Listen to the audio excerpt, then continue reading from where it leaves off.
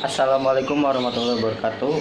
Perkenalkan, nama saya Faisal Fakri Ghaffar, NPM 192191065, kelas 2B Pendidikan Jasmani, Fakultas Keguruan dan Ilmu Pendidikan, Universitas Siliwangi. Di sini saya akan membahas materi mengenai kebutuhan energi dan perhitungan kebutuhan energi. Baik, langsung saja masuk ke materi yang pertama, yaitu kebutuhan energi. Sebelumnya, kebutuhan energi adalah termasuk dari ciri makhluk hidup. Kenapa? Karena ciri dari makhluk hidup itu adalah bernafas, bergerak. Salah satu yang penting yaitu memerlukan makanan, peka terhadap rangsangan, tumbuh dan berkembang. Kenapa bergerak? Karena adanya kontraksi otot atau gerakan otot. Pada kontraksi ini membutuhkan sebuah energi sebagai tenaga atau sebagai adanya kontraksi otot. Gerakan otot terdiri dari dua kategori, yaitu otot tidak sadar dan otot sadar. Di dalam tubuh kita ini terdapat dua jenis energi. Yang pertama energi kimia, yang dimana itu metabolisme makanan. Metabolisme itu sendiri yaitu pengelolaan zat makanan atau minuman menjadi sebuah energi. Dan yang kedua adalah energi mekanik, yaitu adanya kontraksi otot atau timbulnya tenaga setelah melewati metabolisme makanan. Salah satu pengelompokan olahraga berdasarkan sistem saraf dan otot untuk penentuan sebuah energi dan zat gizi diambil dari olahraga yang mengandalkan kecepatan. Menurut saya mengandalkan kecepatan yaitu sprint.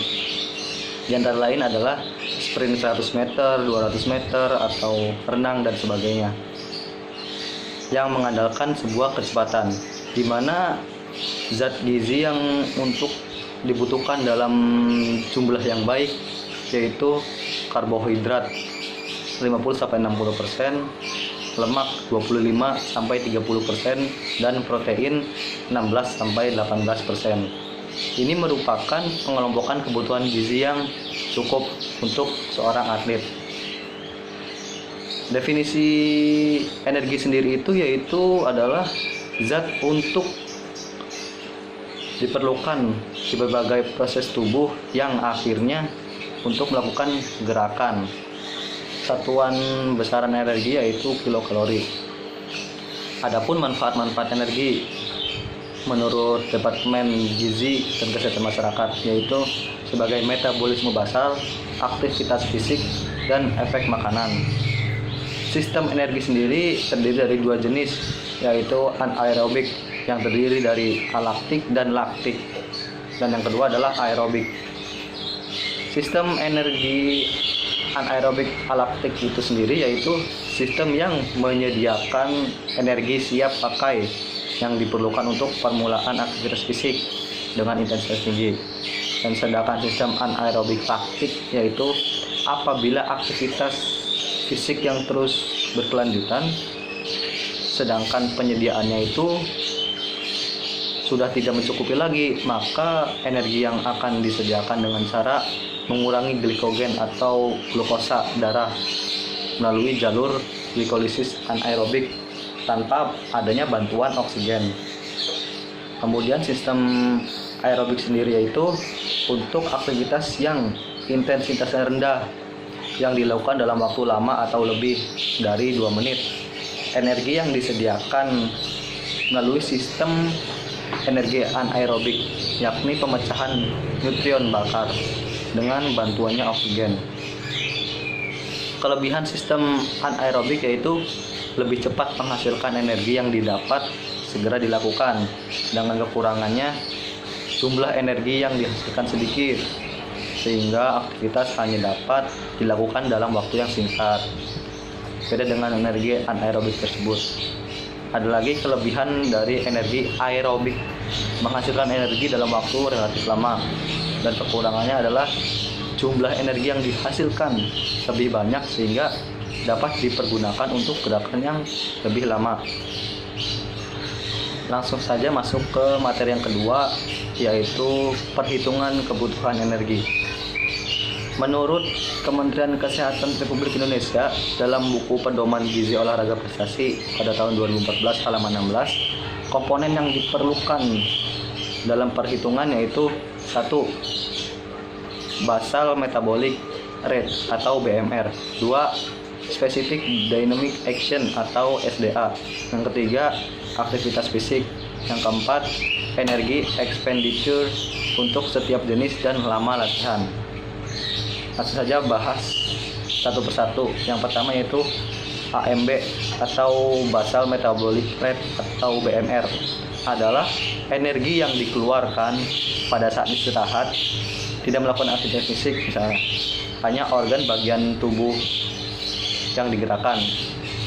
Secara praktis BMR dapat dihitung yaitu dengan cara mengalihkan berat badan dengan 24 kalori. Jadi BB dikali 24. Sedangkan menurut FAO atau WHO atau UNU 1985 telah mengeluarkan rumus untuk menaksir nilai BMR atau AMB. Rumusnya seperti ini. Misalkan umur 0,0 sampai 3 tahun. AMB atau menghitung BMR-nya pada laki-laki yaitu 60,9 dikali berat badan dikurangi 54, sedangkan perempuan 61 dikali berat badan dikurangi 51.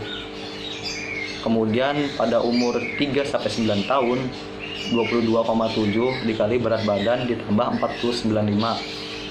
Sedangkan perempuan 22,5 dikali berat badan ditambah 499 dan seterusnya. Seperti tabel di atas ini. Kemudian faktor yang mempengaruhi BMR yaitu usia. Kenapa usia? Karena adanya kurang atau bertambahnya usia. Kemudian masa tubuh, itu berat badan. Kemudian jenis kelamin. Dan yang terakhir adalah faktor-faktor lain seperti hormon tubuh, seperti itu. Yang kedua, materi yang kedua pembahasan ini yaitu Specific Dynamic Action atau SDA. SDA ini adalah energi yang digunakan saat proses metabolisme metabolisme makanan. SDA selain karbohidrat, protein, dan lemak berbeda-beda menurut Kementerian Kesehatan Republik Indonesia dan Prestasi 2013 sama 2016, yaitu untuk karbohidrat dibutuhkan 6-7% dari BMR. Untuk pencerna protein dibutuhkan 20-30% untuk dari BMR tersebut. Yang ketiga adalah mencerna lemak dibutuhkan 4-14% dari BMR. Dan apabila untuk bahan makanan campuran antara lain karbo, lemak, dan protein, SDA-nya adalah 10% dari BMR. Yang ketiga adalah aktivitas fisik atau aktivitas sehari-hari. Aktivitas fisik adalah aktivitas yang biasa dilakukan sehari-hari beserta aktivitas olahraga yang dilakukan setiap harinya. Misalkan faktor aktivitas sehari-hari yaitu misalkan aktivitasnya istirahat. Nah, istirahatnya itu ngapain? Tidur atau duduk. Laki-laki aktivitas itu dengan jumlah 1,2, sedangkan perempuan 1,2. Ada lagi aktivitas yang ringan sedang, misalkan sekolah atau sambil kuliah. Nah, itu jumlahnya adalah 1,7 untuk laki-laki dan perempuan 1,6. Seperti tabel di atas ini. Yang keempat adalah pertumbuhan. Masa pertumbuhan terjadi pada anak-anak dan remaja. Biasanya pada saat sampai usia 18 tahun lah, sehingga memerlukan pertambahan energi. Energi tambahan diperlukan baik untuk pertumbuhan tulang dan pertumbuhan jaringan tubuh. Lanjut, langsung masuk ke cara penghitungan kebutuhan energi. Yang pertama adalah tahap 1, yaitu menentukan status gizi. Rumusnya adalah IMT. IMT adalah indeks massa tubuh sama dengan berat badan kilogram dibagi tinggi badan, sentimeternya diganti meter. itu meter kubik. Apabila IMT-nya kurang dari 18,5 berarti status gizinya kurang alias kurus.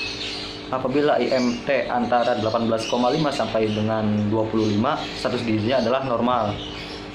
IMT 25 sampai 27 yaitu berat badannya lebih, sedangkan IMT lebih dari 27 adalah termasuk obesitas atau kegemukan.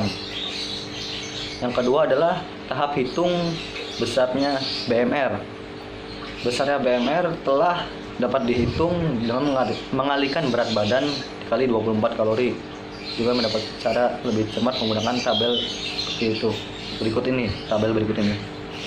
Umur 0,0 sampai 3 tahun, laki-laki 60,9 dikali berat badan dikurangi 54, sedangkan perempuan 61 kali berat badan dikurangi 51. Seperti tabel di atas ini. Kemudian termasuk ke tahap ketiga, penghitungan SDA. Besarnya SDA sama dengan 10% dari BMR. Cara penghitungannya adalah formulasi dengan BMR ditambah SDA, yaitu 10% dari BMR. Nah, itu cara menghitung SDA. Yang keempat adalah menghitung energi aktivitas fisik harian. Dengan rumus energi aktivitas fisik sama dengan faktor aktivitas fisik dikali BMR ditambah SDA. Dan yang kelima adalah cara menghitung energi untuk berlatih atau bertanding. Energi latihan per hari sama dengan lama latihan jam atau jam per minggu dikali besarnya energi dibagi 7. Masuk saja ke penghitungan, yaitu menurut data saya pribadi. Misalkan data saya pribadi ya. Usia 21 tahun, berat badan 61 kg dan tinggi badan 171 cm. Cara pertama, tahap untuk menentukan status gizi dengan rumus seperti ini. Langsung masukkan 61 per 1,71 kuadrat sama dengan 61 per 2,92 sama dengan 22,9 kg per meter kubik. Keterangannya itu IMT 18,5 sampai 25,0. Keadaan orang tersebut termasuk kategori normal karena IMT saya jumlahnya 22,9 kg per meter kubik, termasuk kategori normal. Yang kedua adalah tahap menghitung besarnya BMR dengan cara rumus ini. Langsung saja masukkan 15,3 dikali 61 ditambah 679 sama dengan 1612 kalori. Itu menurut menghitung BMR. Yang ketiga adalah menghitung SDA. Rumusnya itu formulasi sama dengan BMR ditambah SDA atau dari 10% dari BMR. Langsung saja masukkan 1612 ditambah 161 sama dengan 1773 kalori. Itu SDA saya 1773 kalori. Dan yang keempat adalah menghitung energi aktivitas harian menggunakan rumus ini. Langsung saja masukin 1,7 dikali 1612 ditambah 1773 sama dengan 1,7 dikali 3385 dengan jumlah 5755 kalori. Itu energi aktivitas harian saya per tiap harinya. Nah, langsung ke tahap berikutnya, yaitu tahap energi berlatih dengan rumus seperti ini. Menggunakan data saya lagi. Usia saya 21 tahun, berat badan 61 kg, tinggi badan 171 cm. Aktivitas latihan fisik per minggu saya antara lain lari 5 menit per kilometer dengan waktu 50 menit. Jumlah repetisinya 4 kali per minggu. Kemudian renang gaya dada dengan waktu 35 menit, repetisinya 2 kali per minggu. Dan kegiatan olahraga bulu tangkis dengan waktu 90 menit dan repetisinya itu seminggu 2 kali. Oke, mari kita jawab. Untuk lari 5 menit per kilometer itu langsung saja masukkan 5 kali 50 kali 12 kalori sama dengan 2400 kalori per minggu. Ini kita menghitung per minggu dulu. Kemudian renang gaya dada yaitu 2 kali 35 kali 10 kalori sama dengan 700 kalori per minggu. Untuk bulu tangkisnya yaitu 2 kali 90 kali 6 kalori yaitu 1080 kalori per minggu. Dengan demikian energi pelatihan per hari yaitu jumlah olahraga ketiga olahraga itu 2400 ditambah 700 ditambah 1080 dibagi 7 sama dengan 4180 dibagi 7 sama dengan 597 kalori per hari. Jadi total kebutuhan energi per hari saya adalah 5755 kalori ditambah 597 kalori sama dengan 6352 kalori. Jadi jumlah kebutuhan energi per hari saya adalah 6352 kalori. Mungkin sekian materi yang dapat saya sampaikan, kurang lebihnya mohon maaf. Apabila ada kesalahan mohon maafkan. Wassalamualaikum warahmatullahi wabarakatuh.